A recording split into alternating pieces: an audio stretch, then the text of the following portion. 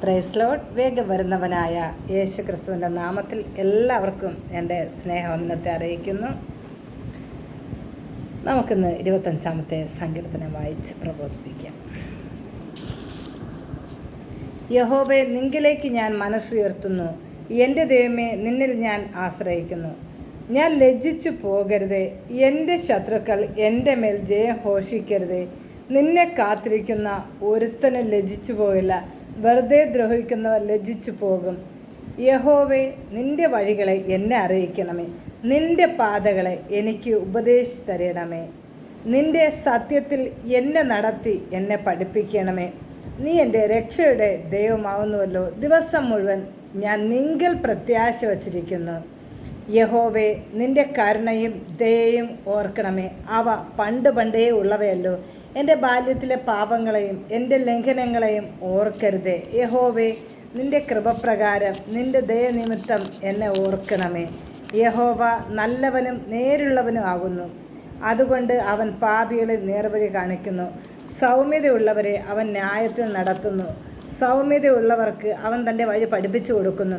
യഹോവയുടെ നിയമവും സാക്ഷ്യങ്ങളും പ്രമാണിക്കുന്നവർക്ക് അവൻ്റെ പാതകളൊക്കെയും ദയയും സത്യവും ആകുന്നു. യഹോവേ, എൻ്റെ അകൃത്യം വലിയത്. നിൻ്റെ നാമനിമിത്തം അത് ക്ഷമിക്കണമേ. യഹോഭക്തനായ പുരുഷൻ ആർ? അവൻ തിരഞ്ഞെടുക്കുന്ന വഴി താൻ അവന് കാണിച്ചു കൊടുക്കും. അവൻ സുഖത്തോടെ വസിക്കും. അവൻ്റെ സന്തതി ദേശത്തെ അവകാശമാക്കും. യഹോവയുടെ സംഗീതവും തൻ്റെ ഭക്തന്മാർക്കുണ്ടാകും. അവൻ തൻ്റെ നിയമം അവരെ അറിയിക്കുന്നു. എൻ്റെ കണ്ണ് എപ്പോഴും യഹോവയെങ്കിലേക്കാകുന്നു. അവൻ എൻ്റെ കാലുകളെ വലയിൽ നിന്ന് വിടുവിക്കും. എങ്കിലേക്ക് തിരിഞ്ഞ് എന്നോട് കരുണ ഉണ്ടാകണമേ. ഞാൻ ഏകാകിയും അരിഷ്ടനും ആകുന്നു.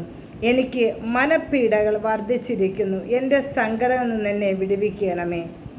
എൻ്റെ അരിഷ്ടതയും അതിവേദനയും നോക്കണമേ. എൻ്റെ സകല പാപങ്ങളും ക്ഷമിക്കണമേ. എൻ്റെ ശത്രുക്കളെ നോക്കണമേ. അവർ പെരുകിയിരിക്കുന്നു. അവർ കഠിന ദോഷത്തോടെ എന്നെ ദോഷിക്കുന്നു. എൻ്റെ പ്രാണനെ കാത്ത് എന്നെ വിടുവിക്കണമേ. നിന്നെ ശരണമാക്കിയിരിക്കാൻ ഞാൻ ലജ്ജിച്ചു പോകരുതേ. നിഷ്കളങ്കതയും നേരും എന്നെ പരിപാലിക്കട്ടെ. ഞാൻ നിങ്കൽ പ്രത്യാശ വച്ചിരിക്കുന്നുവല്ലോ. ദൈവമേ, ഇസ്രായേലിനെ അവനെ സകല കഷ്ടങ്ങളിൽ നിന്ന് വീണ്ടെടുക്കണമേ. ഹല്ലേലൂയ, സ്തോത്രം. ഇത് ദാവീദിൻ്റെ ഒരു സങ്കീർത്തനമാണ്. ഹല്ലേലൂയ. നമുക്ക് ദാവീദ് ഇത് ഏത് സന്ദർഭത്തിൽ എഴുതുന്നത് വ്യക്തമല്ല. എന്നാൽ വളരെ അനുഗ്രഹിക്കപ്പെട്ട ഒരു സങ്കീർത്തനമാണ്. ഹല്ലേലൂയ, സ്തോത്രം. ഇതിൽ ഏറ്റവും പ്രധാനപ്പെട്ട 3 ചിന്തകൾ നമുക്കിതിൽ നിന്ന് ഷെയർ ചെയ്യാം. 1, ശുഭതയുടെ 4 സന്ദേശങ്ങൾ. 2, ദൈവത്തിൻ്റെ വഴിയുടെ 5 പേരുകൾ ഇതിലുണ്ട്. 3, ഭക്തൻ്റെ 4 വിധ സമർപ്പണങ്ങൾ ഇതിൽ കാണുവാനായി കഴിയും. ഹല്ലേലൂയ, സ്തോത്രം. 1, ശുഭതയുടെ സന്ദേശങ്ങളാണ്.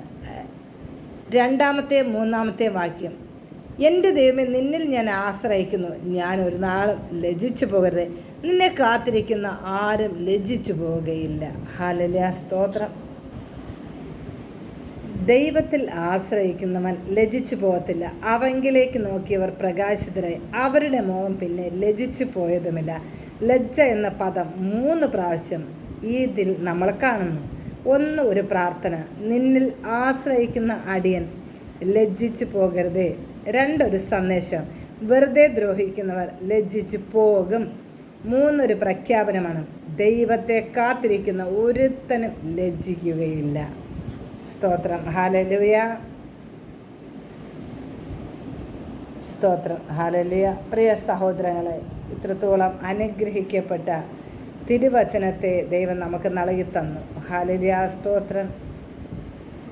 ഇനി എത്ര കാലം നമ്മൾ ഈ ഭൂമിയിലായിരിക്കുന്നു അത്രയും നാളും നമ്മൾ കർത്താവിന് വേണ്ടി ജീവിക്കണം. അതിനായി പരിശുദ്ധാത്മാവ് എല്ലാവരെയും സഹായിക്കട്ടെ. God bless you.